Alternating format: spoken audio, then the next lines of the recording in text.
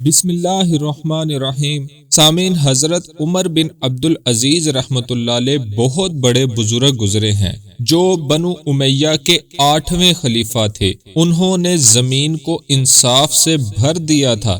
حضرت عمر بن عبدالعزیز رحمۃ اللہ علیہ جب کسی کو قاضی یعنی جج مقرر کرتے تو اس کے بارے میں تحقیق کروا کر ساری معلومات جمع کرتے کہ یہ تقوی اور طہارت میں کیسا ہے، علم و فقہ میں اس کا کیا مرتبہ ہے، اس کے ظاہر و باطن میں کوئی فرق ہے کہ نہیں۔ یہ تحقیق آپ اس لیے کرتے کہ کہیں آپ کسی کی ظاہری حالت سے دھوکہ نہ کھا جائیں۔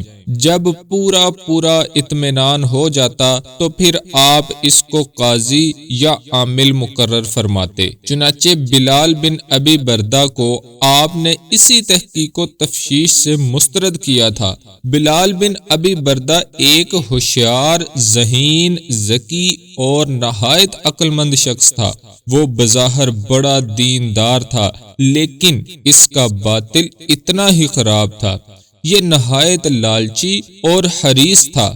یہ خناظرہ میں حضرت عمر رحمۃ اللہ علیہ کی خدمت میں حاضر ہوا اور آپ کو ان الفاظ میں خلافت کی مبارکباد دی۔ اس نے کہا، امیر المؤمنین، اگر خلافت کو کسی سے شرف حاصل ہوا تو آپ سے خلافت کو شرف حاصل ہوا ہے، اور اگر خلافت کو کسی سے زینت ملی ہو تو آپ سے خلافت کو زینت ملی ہے۔ حضرت عمر رحمۃ اللہ علیہ کی تعریف کرنے کے بعد یہ شخص مسجد میں گیا اور ایک ستون کے پاس کھڑا ہو کر نماز پڑھنے لگا۔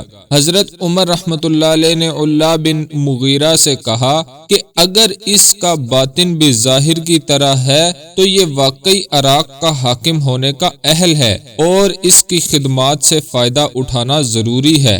علا نے کہا، ابھی تحقیق کر کے میں اس کے مکمل حالات آپ کے سامنے پیش کرتا ہوں۔ چنانچہ علا اسی وقت مسجد میں گئے، دیکھا کہ وہ مغرب اور عشاء کے مابین لگاتار نوافل پڑھ رہا ہے۔ علا نے بلال سے کہا، آپ جلدی سے نماز سے فارغ ہو جائیے، مجھے آپ سے ایک ضروری بات کرنی ہے۔ یہ سن کر وہ جلدی سے نماز سے فارغ ہوا اور علا کے پاس آ گیا۔ علا نے بات کا آغاز اس طرح کیا، آپ کو پتہ ہے کہ امیر المؤمنین کی نگاہ میں میرا کیا مقام ہے؟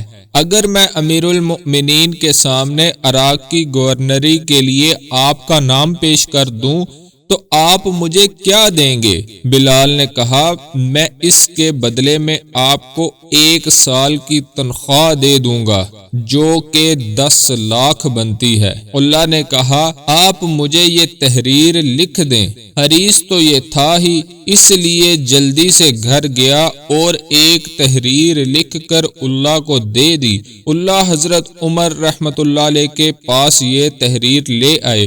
جب امیر المؤمنین نے یہ تحریر دیکھی تو آپ نے کوفہ کے گورنر کو لکھ دیا کہ بلال نے اللہ تعالیٰ کے نام پر ہمیں دھوکہ دیا ہے اور قریب تھا کہ ہم اس کے فریب میں آ جائیں، لیکن جب ہم نے اسے پگھلا کر دیکھا تو اس میں سراسر کھوٹ تھی۔